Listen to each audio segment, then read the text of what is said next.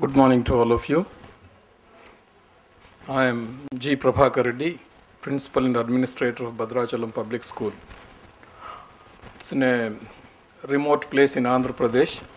The school is a company-based school. It's a CBSE school. We have many challenges there because we cater to the children who are mostly from economically disadvantaged society. Although we have 5 to 10% of children who are children of the managers of the paper boards factory, but vast majority of the students are from economically backward society.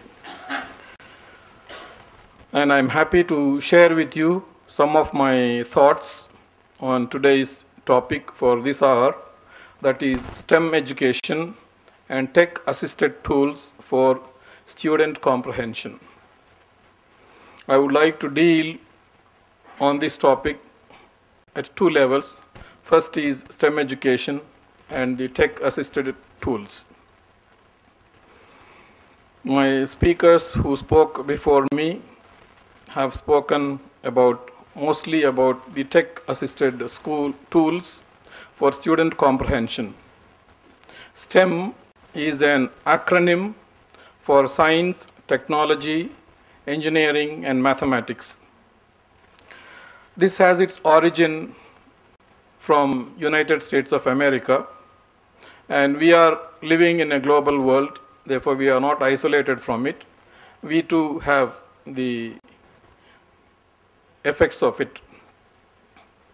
The United States of America has felt that they have lack of high-tech candidates to face the present challenges and the future challenges.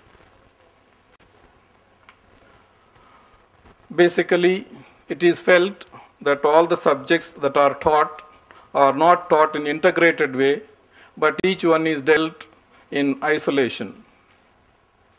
Therefore, there is a need to change our education system and broaden the number of subjects that would be dealt with inclusive education. And under this list,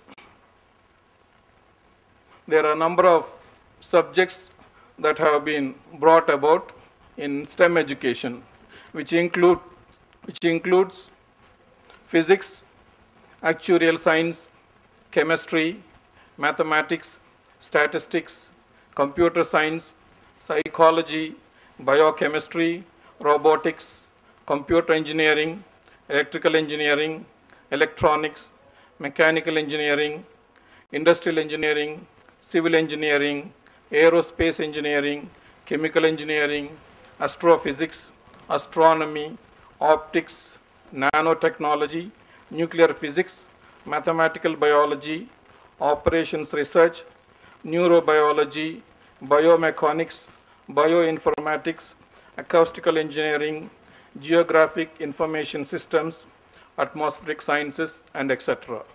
The list is not exhaustive. Therefore, we have to prepare our students to face all these challenges that arise from studying this and from implementing this. As we all know, we are living in a knowledge society. None of us is a master of knowledge. Knowledge is present, it is plenty. How we deliver, how we impart this to the students is a big challenge that all of us face today. And the set of skills required are changing. All of us teachers, as already it was mentioned, we are migrants to technology. When we studied, we did not have the technology that is present. The students are very tech savvy, and we feel, in fact, out of place when we enter the classrooms. And as teachers, can we give what we do not have? And that's a big challenge that I think beckoning all of us. Can we give what we do not have? Therefore, the changes are due to technological changes and innovation. And we also have a lack of qualified people, which is acutely felt, not only in school department, in every department. It, the lack of qualified people is acutely felt everywhere. Therefore, STEM fields careers are some of the best paying and have the greatest potential for the job growth in the 21st century. In this scenario, I would like to make the following recommendations to overcome these challenges that we are faced with. The first one, increase the talent pool by improving K-12 system, science and mathematics education at the school level. Strengthen the skills of teachers through additional training in science, math and technology. We have a strong base in mathematics, but still there is a lot more to be done. The third recommendation I would like to make is enlarge the pipeline of students prepared to enter college and graduate with STEM degrees. The degrees that students acquire now do not prepare them to face the world. As we know, every year from Andhra Pradesh, about 2.5 lakh engineers come out. But how many are employable? As per the statistics, hardly 10 to 15% of students are employable in the open market. And they are not diversified curricula. Therefore, the need is felt to introduce the STEM fields of education not only at the college level but in the school program itself. Therefore, I would like to suggest that the high school engineering be introduced, which will lead to engineering degree at the college level, high school biomedical science to be introduced, and in the middle school, we introduce middle school engineering and technology programs, which will lead and which will also better prepare the students to face the future. The greatest challenge that the Andhra Pradesh government or any government in India is facing is funding problem. The United States of America, knowing these challenges, they have openly come out saying that they are going to increase the funding in the educational sector. But if we take the statistics, in most of the developed countries, the 15 to 20% of GDP is spent in the educational sector, while in India, it hardly amounts to 3 to 4% of our GDP, which is very, very small.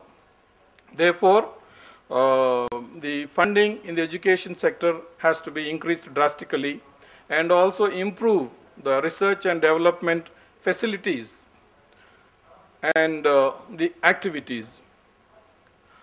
Last week, I read in Hindu newspaper that the research and development activity that is done in India is minuscule when compared with the countries all over the world.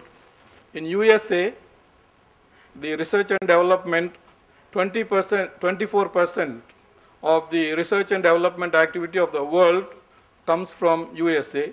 Similarly, from China also, 24% of research and development activity comes. But whereas from India, the research and development activity that is coming is 1.3%. We have almost 1.3 billion people, which is, I think, nearly 10% of the world population. Therefore, at least 10% of research and development activity should come from India on an average, even if we do not stand in forefront. But what is coming out in terms of research and development activity as of now is 1.3%, which is very, very negligible, and there is a large task ahead for us to improve in this direction. Therefore, we have a big challenge, and I think the challenge is to take on seriously the STEM education, which is and collaborative in nature, and cooperative and collaborative learning should be encouraged. Architectures for educational technology system has to be established, and computer mediated communication has to be developed, and we also have to change our evaluation methodologies. We in India very fond of mark system. If my child gets 99%, 100%, we are very happy.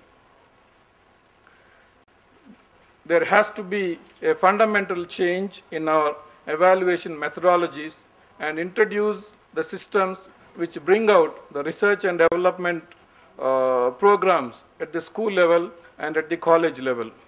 And we also have to develop learning communities. Only then, I think, we have in the right direction and we can play vital role in the world. Real education is an experience and it is a process, and it is not an accumulation of knowledge. As we all know, in our Indian system, the education is basically rote learning. We do not provide them any experience. We do not provide them also next chance. Therefore, we have to change our educational practices and make the education more of an experience, and it is a process. We must find ways and means to address, promote, and assess the communication among the students, the collaborative learning among the students, and the critical thinking and creativity of the students. We also have to promote project-based learning and student-centered learning. Our classrooms are mostly teacher-centric, and teacher is the master. He fills the knowledge into the students' minds. I think it is an outdated system. We have to change ourselves and make the classroom more and more student-centric and elicit the answers from the students. And because the knowledge is nobody's possession, it is everybody's. Knowledge is everywhere now. If you just touch off a button, you go to any website, you have much better knowledge than what you get in the textbooks. Now, therefore, how the teacher can facilitate this, how teacher can impart this is the basic requirement, and I think we should be all equipped to do it in the appropriate way so that we give the best to our students. Technology, no doubt, is a big asset, and it improves definitely the students' understanding of the concepts. But how far are schools equipped in this? I know, being in a remote place, we also replaced our blackboards with interactive boards. Now in every classroom, we have interactive boards. We have also equipped our teachers to a certain extent to give the lessons using these interactive boards. But I have a question. How many of our schools in India can afford? We private schools who have this are like, I think, oasis in desert.